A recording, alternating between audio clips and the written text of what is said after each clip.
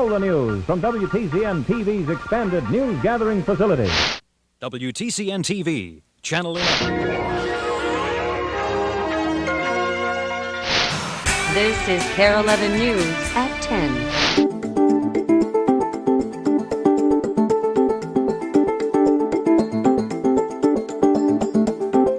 On tonight's News 11 Extra, this whole month we'll take 20% of our audience back to their roots. That's how many people in our area have ancestors from nations around the Nordic Circle.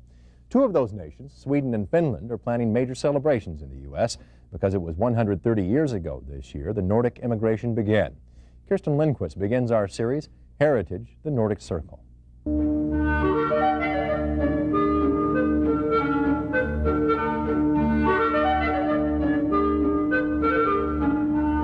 Hans Christian Andersen's Little Mermaid looks toward Copenhagen Harbor in Denmark, the same harbor that saw its people leave their homeland, never to return. And at this market in downtown Helsinki, Finland, life goes on, just as it did when many of these folks' relatives left for America. The same is true in Oslo, Norway, where ship after ship used to carry people to the New World. But the story of Nordic immigration began here in Stockholm, Sweden. These days, most of the people who live here stay here. But 350 years ago, Swedes began an emigration to the United States that in 3.5 centuries established communities all over America. The early 17th century was the beginning of Sweden's growth as a European power. The royal dynasty Vasa was in control here in Stockholm, and its young king, Gustavus Adolphus, was encouraged to colonize the New World. And colonize the New World is just what the Swedes did. They were the first Europeans to establish a colony in the Delaware Valley. Wilmington, Delaware, was the cradle of Swedish immigration in America. 200 years later, during the pioneer period, Nordic settlers arrived here by crossing the Atlantic in cargo ships. They traveled across our country in covered wagons, then lived in sod homes. Those settlers laid the groundwork for future arrivals. By 1865, the American Civil War was over, and opportunities for newcomers seemed bright. The mass movement of people from the Nordic countries to America skyrocketed. Individual states printed flyers to encourage immigration. The railroads were expanding, and they needed men to work. They offered free transportation and free land to anyone willing to move west. By the start of the 20th century, 1.5 million Swedes, 309,000 Danes, 800,000 Norwegians, and 300,000 Finns had left their homelands, all to settle in the New World. 350 years ago this year, a small colony of 200 people planted the seeds of our Nordic heritage, a heritage that's now a colorful thread in the fabric that is America. Kirsten Lindquist, Stockholm, Sweden. In our continuing look at Heritage, the Nordic Circle, Kirsten Lindquist introduces us to Stockholm, Sweden's capital city, a city whose ethnic heritage is changing.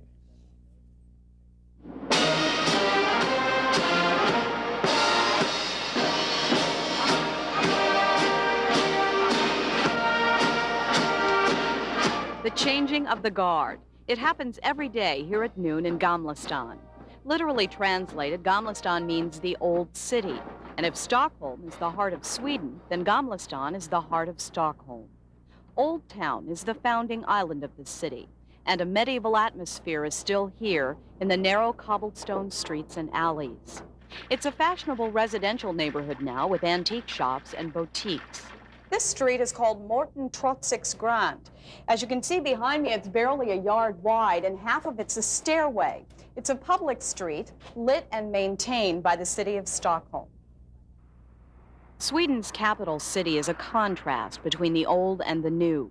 It's a city in the midst of change. The national government meets here in Parliament twice a year. The King and Queen hold office in Europe's largest palace. Those things are constant. But Sweden is a country that traditionally exported its people. During the Great Emigration, 1.5 million Swedes, 20% of the population, left this country. Today, Sweden has become a country of large-scale immigration. In the past 10 years alone, over 250,000 refugees from Chile, Iran, and Vietnam have moved here, and most of them to Stockholm. Sweden is a country whose ethnic mix, like the Guards, is changing, whose heritage may soon become that of a great melting pot. Kirsten Lindquist, Stockholm. On tonight's News 11 Extra, we continue our series, Heritage, the Nordic Circle. But tonight's story is a very personal one, as Kirsten Lindquist goes back to visit part of her heritage, her grandmother.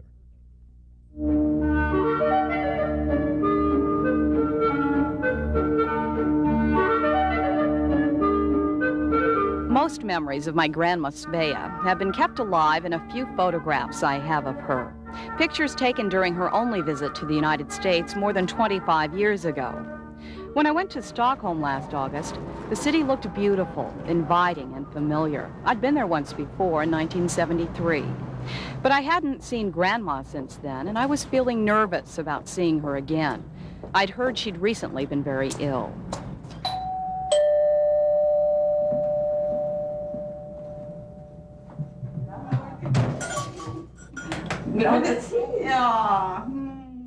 But Grandma looked wonderful. At 87, still full of all the energy and love I remembered from before.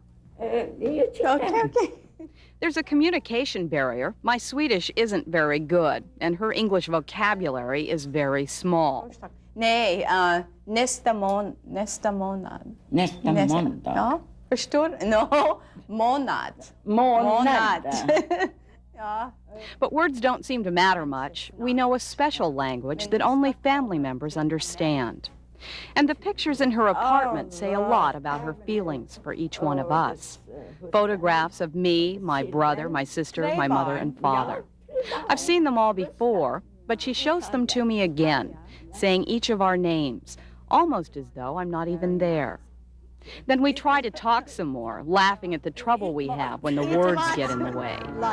Grandmothers and granddaughters can laugh at things like that because they don't really matter. What matters is the love we share, and the pictures say it with no trouble at all. Kirsten Lindquist, Stockholm. Our series, Heritage, the Nordic Circle, continues tonight with the story of an expensive status symbol in our country. But as Kirsten Lindquist reports, it's made only in Denmark.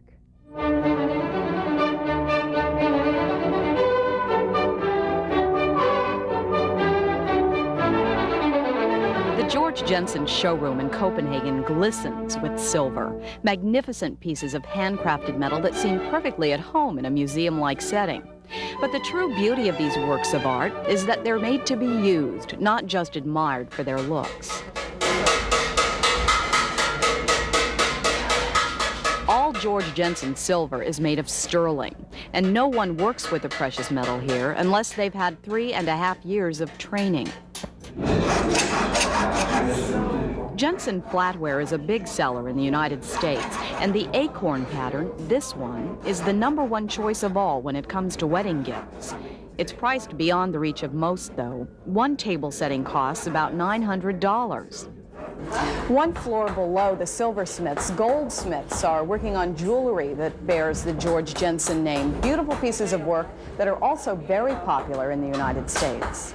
The craftsmen at work here are using tools that have been used for generations to make bracelets and pins.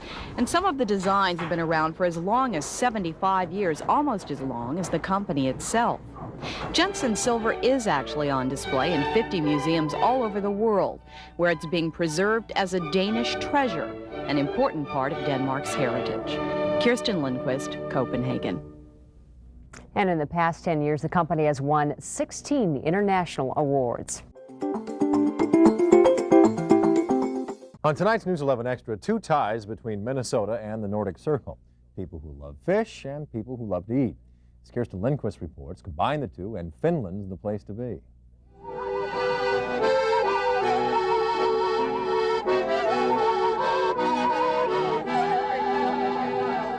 A reporter on the road can get tired of dining in hotels and dining alone. But a traditional Finnish buffet is such an adventure in eating that you don't think much about solitude. Your mind is obsessed with food. There's more herring than you could ever have a hankering for. Pickled, creamed, and dressed in tomato sauce. The buffet is really a fish fanatic's dream, with herring roe and toppings, and platters of smoked salmon and trout. A piece of that. Smoked salmon is an appetizer anyway. But moving right along, more plates of meats, roast elk, reindeer, and roast beef. Skip the scrambled egg. But there's no skipping the salads or these very beautiful sweets. And finally at the table, another temptation awaits, vodka, that famous firewater that the Finns so heartily drink. So cheers, and for the record here, it's water I'm drinking tonight. Now please excuse me while I eat.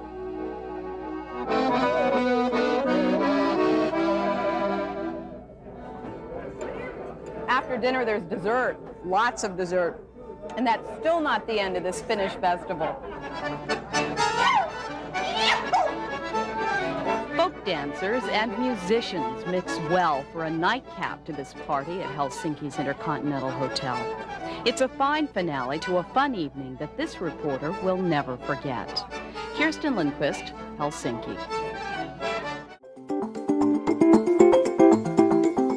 Well, tonight our series Heritage, the Nordic Circle, takes us to Sweden's Kingdom of Glass. As News 11's Kirsten Lindquist reports, Orrefors is one of the oldest producers of hand-blown crystal.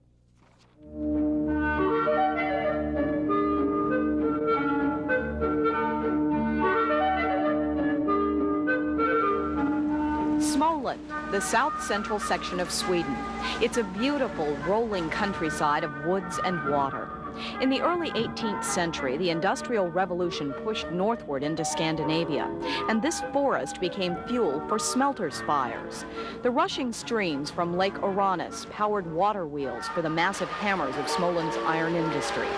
By the end of the 19th century, the ironworks had moved away, but the fuel and water remained, a perfect combination for making glass. The beginning of the glass story here in Orrefors starts in 1898, and it was a small factory that was invented here, and as the most glass factories in this part of Sweden, Småland, they made everyday things. Those household items were made of common soda glass, but not for long. In 1913, John Ekman bought the small glassworks, and he hired two designers who would make Orrefors world famous for fine crystal.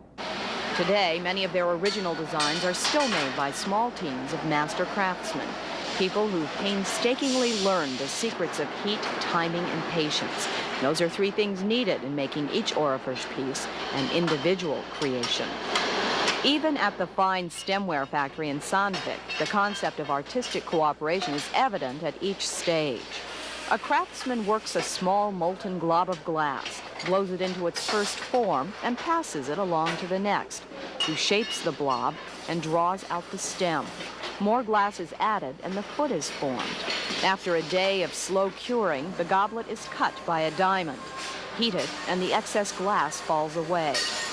Only final polishing is needed to make Orrefors crystal a valuable addition to any table. Kirsten Lindquist, Stockholm. Well, tonight in our continuing look Heritage, the Nordic Circle, we meet a man many Minnesotans might envy. He earns his keep on the water. News 11's Kirsten Lindquist has a story of modern-day Viking.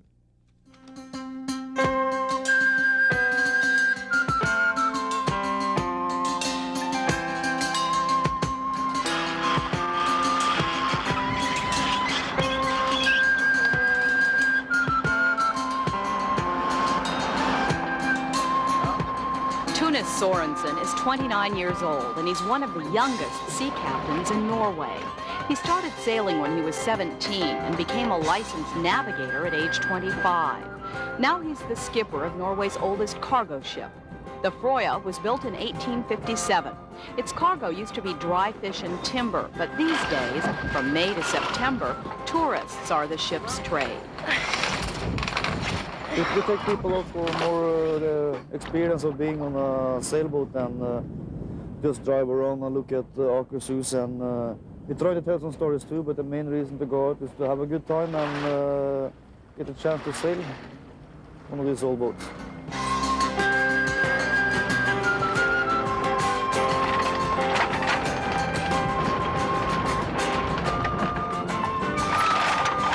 When the fall chill sets in and the tourists depart for the season, Tunis and his girlfriend Camila head for warmer waters in the Caribbean.